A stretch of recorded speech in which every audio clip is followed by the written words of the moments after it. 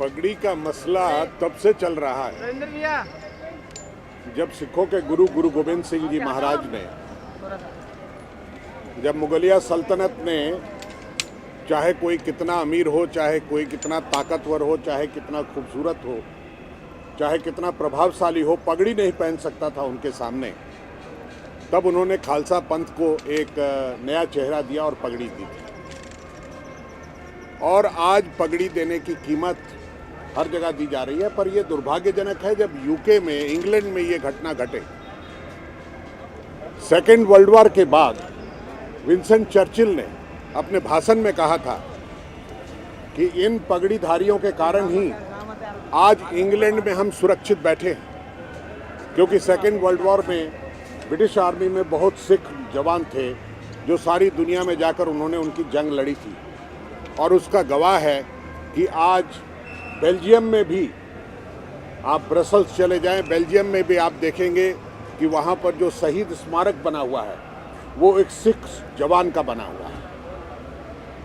इसलिए पगड़ी के लिए, और ख़ास करके जब फ्रांस ने एक कानून बनाया कि कोई भी धार्मिक चिन्ह, एक्चुअली वो बना था कि बुर्का पहनकर या स्कल कैप पहनकर कोई नहीं आएगा।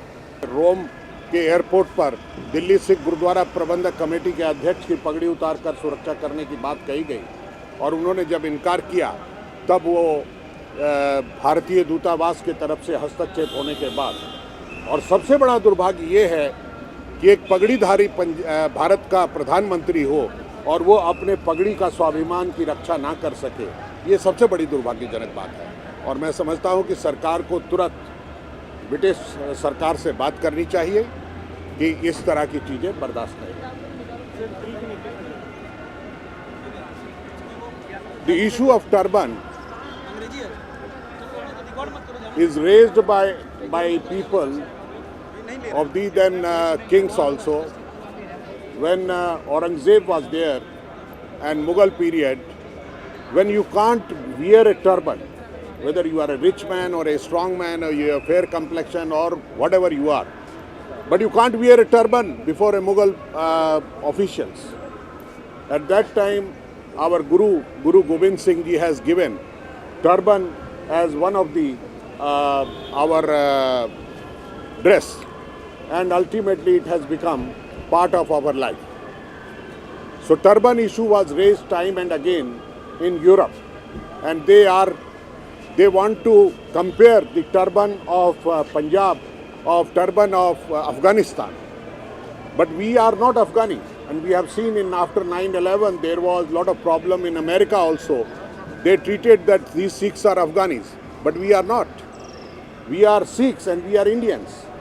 And just to protect our turban, you know, Winston Churchill after Second World War, he said, due to this turban, people in England, English people in England are safe. And their general, army general, he also praised. And when there was a helmet issue in England, at that time also they have given this exemption that if Sikh is riding a vehicle, or if Sikh is traveling, or if Sikh is a driver, or Sikh is driving a truck, tram or train, he will not wear a helmet, but he will wear a turban.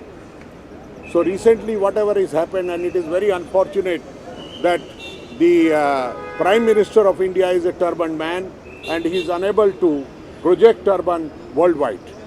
I demand that Prime Minister should intervene in this matter, and he should talk to the British government to give due recognition to this turban. Thank you.